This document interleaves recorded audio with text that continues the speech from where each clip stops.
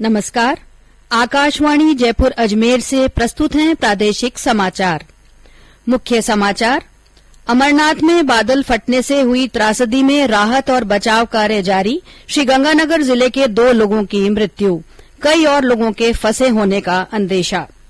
प्रधानमंत्री नरेंद्र मोदी ने कहा, समावेशन के बिना वास्तविक विकास संभव नहीं। अरुण जेटली स्मृति व्याख्यान में संबोधन दिया। केंद्रीय गृहमंत्री अमित शाह आज जयपुर में उत्तर क्षेत्रीय परिषद की बैठक की अध्यक्षता करेंगे। सुरक्षा और साइबर अपराध सहित विभिन्न मुद्दों पर चर्चा होगी। और प्रदेश में मानसूनी बारिश का दौर जारी। मौसम विभाग ने आज कई जिलों में भारी बारिश की संभावना जताई। समाचारों के साथ मैं अल्पना राठौड़ और अब समाचार विस्तार से। जम्मू कश्मीर में कल शाम श्री अमरनाथ गुफा के नजदीक बादल फटने से कई लोगों की मृत्यु हो गई। जिला प्रशासन ने 10 व्यक्तियों की मृत्यु की पुष्टि की है। मलबे से 3 लोगों को सुरक्षित निकाला गया है। इलाके में तेज बारिश अब भी जारी है। पुलिस ने बताया कि श्रद्धालुओं के कुछ टेंट पानी के बहाव में आ गए। पुलिस, राष्ट्रीय आपदा मोचन बल और अन्य सुरक्षा बल राहत अभियान चला रहे हैं। घायलों को उपचार के लिए विमान से लाया जा रहा है। प्रवक्ता ने बताया कि क्षेत्र में स्थिति नियंत्रण में है। राष्ट्रपति रामनाथ कोविंद, प्रधानमंत्री नरेंद्र मोदी और गृहमंत्री अमित शाह ने अमरनाथ में हुए जानमाल के नुकसान पर शोक व्यक्त किया है। गृहमंत्री अमित शाह ने कहा कि राहत और बचाव कार्य जारी है और जम्मू कश्मीर पुलिस के साथ ही सेना, आपदा नियंत्रण बल, एनडीआरएफ की टीमें भी लगातार सहयोग कर रही हैं। अमरनाथ हादसे में श्रीगंगानगर के एक परिवार के 2 लोगों की मृत्यु के समाचार हैं। हमारे श्रीगंगानगर संवाददाता ने बताया कि ये लोग बहाव वाले क्षेत्र में थे। में बादल फटने के दौरान हुई त्रासदी में श्रीगंगानगर जिले के 2 लोग भी मौत का शिकार हो गए। बादल फटने के कारण यहां पूर्व यातायात थाना प्रभारी सुशील खत्री और एक कपड़ा व्यवसायी मोहन लाल की पत्नी सुनीता बधवा की मौत हो गई। अमरनाथ लंगर सेवा समिति के अध्यक्ष नवनीत शर्मा ने बताया कि श्रीगंगानगर से 17 लोगों का जत्था अमरनाथ यात्रा के लिए रवाना हुआ था। इस जत्थे में शामिल लोग कल अमरनाथ गुफा का दर्शन करने के लिए रवाना हुए थे। इसी दौरान बादल फटने से यह हादसा हो गया। नवनीत शर्मा ने बताया कि जत्थे में से अभी भी 2-3 लोग लापता हैं, जिनकी तलाश जारी है। जितेंद्र शर्मा, आकाशवाणी समाचार, श्रीगंगानगर। प्रधानमंत्री नरेंद्र मोदी ने कहा है कि समावेशन के बिना वास्तविक विकास संभव नहीं है। उन्होंने कहा कि सरकार ने पिछले 8 वर्षों में समावेशी विकास सुनिश्चित करने के कई उपाय किए हैं। प्रधानमंत्री मोदी कल नई दिल्ली में पहले अरुण जेटली स्मृति व्याख्यान में बोल रहे थे। श्री मोदी ने कहा कि निर्धन लोगों को बेहतर स्वास्थ्य सुविधाएं और मूलभूत सुविधाएं उपलब्ध कराई गई हैं। उन्होंने अपनी सरकार की उपलब्धियां गिनाते हुए कहा कि सरकार की योजनाओं से वंचित लोगों को मुख्य धारा में लाकर विकास सुनिश्चित किया गया है।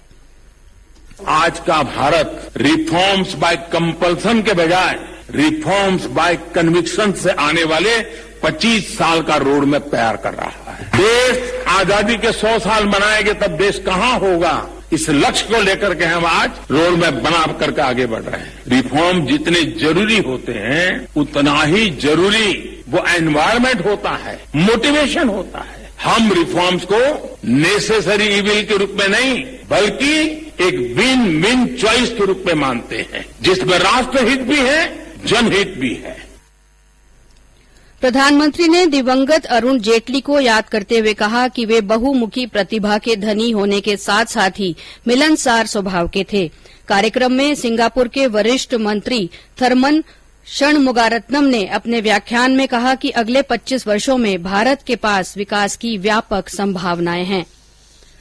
जापान के पूर्व प्रधानमंत्री शिंजो आबे के सम्मान में आज एक दिन का राष्ट्रीय शोक रखा गया है।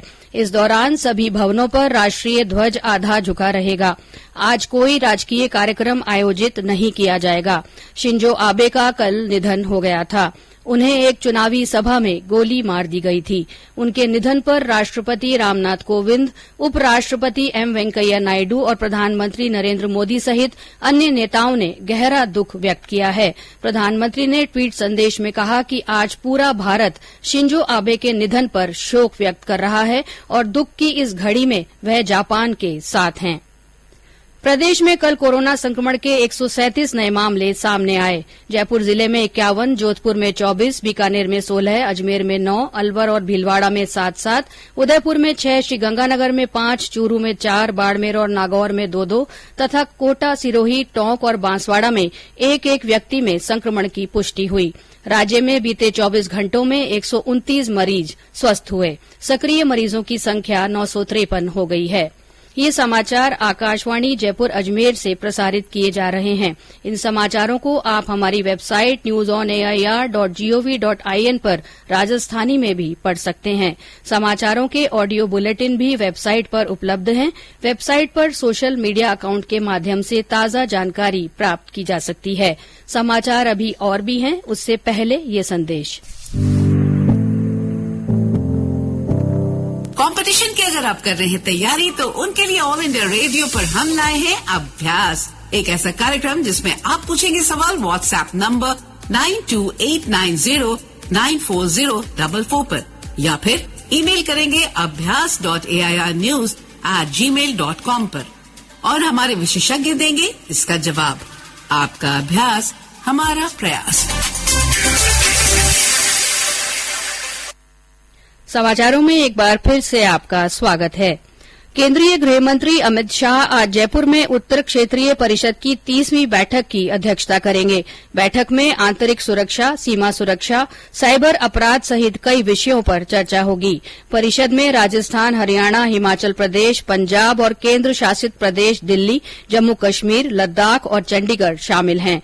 बैठक के बाद श्री शाह प्रदेश भाजपा मुख्यालय जाएंगे, जहां वे पार्टी के प्रमुख नेताओं के साथ पार्टी संगठन का फीडबैक लेंगे। प्रदेश में हर घर नल योजना के तहत 1,20,000 से अधिक नए कनेक्शनों को मंजूरी मिली है।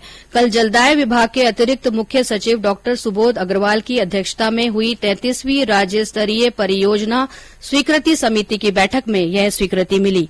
बैठक में जल जीवन मिशन के तहत सहायक गतिविधियों के संचालन के लिए इस वित्तीय वर्ष में 644 करोड़ 55 लाख रुपए की योजना और 173 करोड़ 66 लाख रुपए की water quality and monitoring surveillance योजना को भी मंजूरी दी गई। राजस्थान उच्च न्यायालय ने पांचना बांध की नहरों का पानी कमांड क्षेत्र के किसानों के लिए खोलने के आदेश दिए हैं। पिछले 17 सालों से पांचना के पानी को लेकर कमांड और गैर कमांड क्षेत्र के किसानों के बीच विवाद चल रहा था। इस वजह से पानी की निकासी पर अघोषित रूप से रोक लगी हुई थी। न्यायालय के आदेश के बाद करौली और सवाईमाधोपुर जिले के 35 गांवों को पांचना बांध का पानी मिल सकेगा। बीकानेर में पुलिस ने नशे के अवैध व्यापार के खिलाफ कार्रवाई करते हुए महाजन क्षेत्र से 2 तस्करों को गिरफ्तार कर 200 ग्राम से अधिक अफीम जब्त की। पुलिस अधीक्षक ने बताया कि क्षेत्र में मादक पदार्थों की तस्करी रोकने के लिए चलाए जा रहे ऑपरेशन प्रहार के तहत दबिश दी जा रही है। अलवर में भगवान जगन्नाथ की पारंपरिक रथ यात्रा निकाली गई। कोरोना के कारण 2 साल से स्थगित चल रही यात्रा में बड़ी संख्या में श्रद्धालु शामिल हुए। सामाजिक न्याय और अधिकारिता मंत्री टीकाराम जूली ने रथ की पूजा अर्चना कर प्रदेश में खुशहाली की कामना की। और अब मौसम। प्रदेश में मानसून धीरे धीरे अपनी रंगत में आने लगा है। कल शाम जयपुर सहित पूर्वी जिलों में कई स्थानों पर अच्छी बारिश हुई। मौसम विभाग ने 4-5 दिनों में व्यापक बारिश के आसार जताए हैं। विभाग के अनुसार 13 जुलाई तक नया मानसूनी तंत्र बनने की उम्मीद है। इससे मानसून की सक्रियता बढ़ जाएगी और जयपुर सहित प्रदेश के 17 जिलों में बरसात होगी। विभाग ने राज्य के कई जिलों में आज भारी बारिश की संभावना जताई है। और अंत में मुख्य समाचार एक बार फिर। अमरनाथ में बादल फटने से हुई त्रासदी में राहत और बचाव कार्य जारी है। श्रीगंगानगर जिले के 2 लोगों की मृत्यु हो गई। कई और लोगों के फंसे होने का अंदेशा है। प्रधानमंत्री नरेंद्र मोदी ने कहा है कि समावेशन के बिना वास्तविक विकास संभव नहीं है।